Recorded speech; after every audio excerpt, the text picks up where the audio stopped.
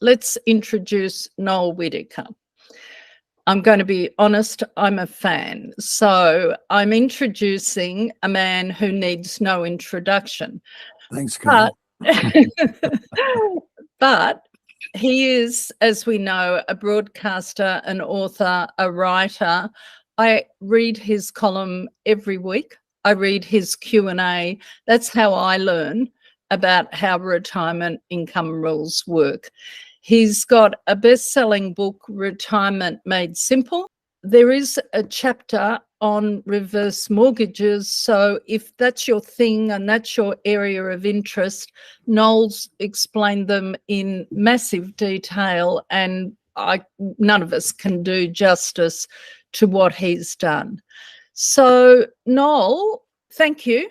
Thank you and welcome. Pleasure. Most people want to stay in their own little village, basically, and they know their neighbours.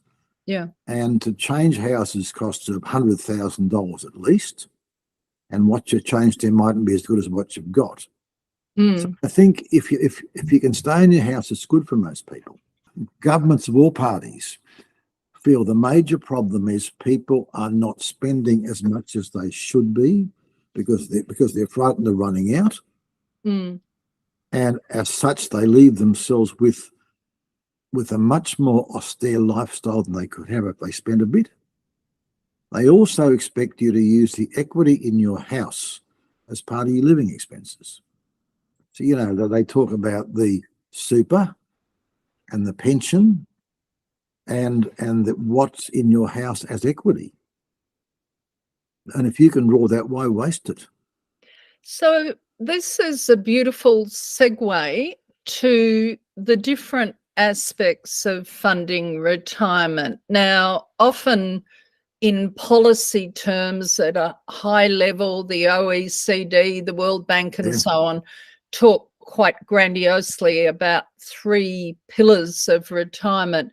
For ordinary people, that can be hard to understand. I talk about 5 levers: the age pension, super, work, which is often overlooked, and you've given us a heads up there, private savings and investments, which are hard to quantify, so difficult to talk to that one, but also the wealth in your home. And I think the interesting thing is the median super at retirement age for a male is around $214,000, which is very small. Very small. Very low. Yeah, for a female, no surprises, no. 201,000. So if I go, okay, so that's about 207,000. The median market value for an Australian home, according to the Australian Bureau of Statistics, is 934,000, which is 4.5 times the super of people going into retirement right now. So I just wanted to share those numbers to get some context. Do you think the role of the home has been understated up till now? Yes, I do. And really, you've got 2 choices. You either sell your house and downsize, and that has a cost of at least $150,000 in changeover costs. Yeah. And the danger is that she'll convert an exempt asset, your house, into maybe $600,000 of cash and lose most of your pension. That's the downside. That's the downside of downsizing. Yeah. Alternatively, you can stay in your house as long as it's suitable, and take out a reverse mortgage. Now, if you've got $1 million house, you've got $100,000 reverse mortgage. That's never going to grow. The house will be, the value in the house will be growing quicker than the reverse mortgage. I saw a Q&A you did on this, and you explained it beautifully. Could you, am I being unfair if I ask you to give us a top of head example for a $900,000 house? How would that work? Well, if this is off the cuff, right? Very. Is it unfair? If this is my home and I mortgage that much of it, Mm. in 8 years, the loan's there, the house is up here. Yeah. So the equity in your home will be growing faster than the difference between the debt and the home. Yeah. So as long as the later the better is good, and secondly, the smaller the loan to the property value, I mean, why not do it? Well, I think it's important to enjoy your life.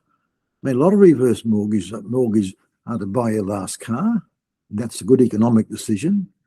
And secondly, maybe a new kitchen, repairs and things. Mm. By spending that money on doing up your house, it doesn't affect your pension. And secondly, you put more value in your house and much more fun for yourself. Okay, now turning back to the home and equity in the home as one of the levers of retirement living and income. We had a question from Patsy May. With a reverse mortgage, can you explain how the interest works? So I went to the head of lending at Household Capital. I'm an independent commentator, so I am reading the answer from the head of lending, and that is Patsy May. Interest is generally repaid at the end of the loan when it's discharged, so it does compound over time. The longer the term, obviously, the more it compounds. However, customers can elect to pay interest each month in return for a discounted interest rate. Complexity, yes, you would need to be in touch to find out more. Customers can also make repayments of interest plus principal anytime without a penalty. Customers generally remain in control of how they are charged. There's also the flexibility of accessing this money from their home as a lump sum or as an income stream. And that has an effect on how interest is compounded. So in fact, you do actually need to seek this information in terms of your own set of conditions.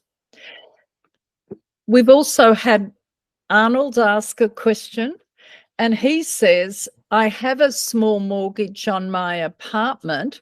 Can I still get a reverse mortgage? Again, head of lending at Household Capital has provided this answer.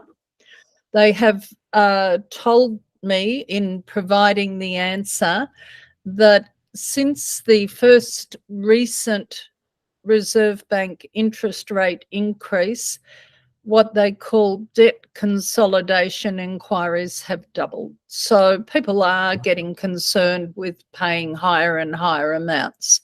The answer from Household Capital is more and more Australians are retiring with a traditional mortgage in place, one that has to be serviced either principal plus interest or interest only.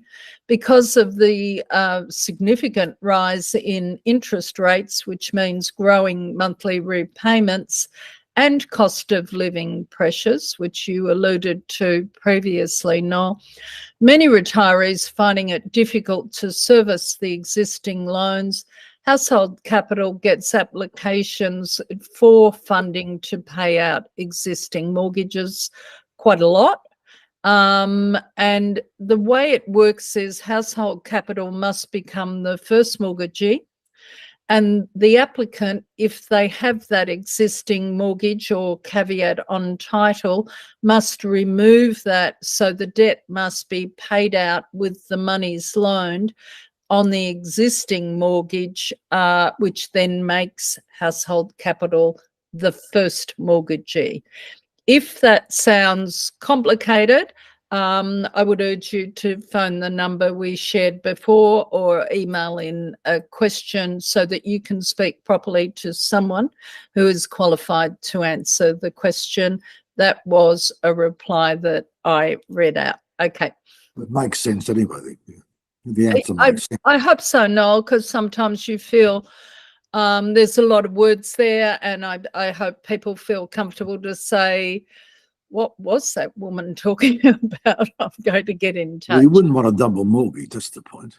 Yeah, well, exactly. What household capital would take out the first mortgage, and you've got one mortgage and no mortgage payments? Yeah, that's the comfort in retirement. Sure.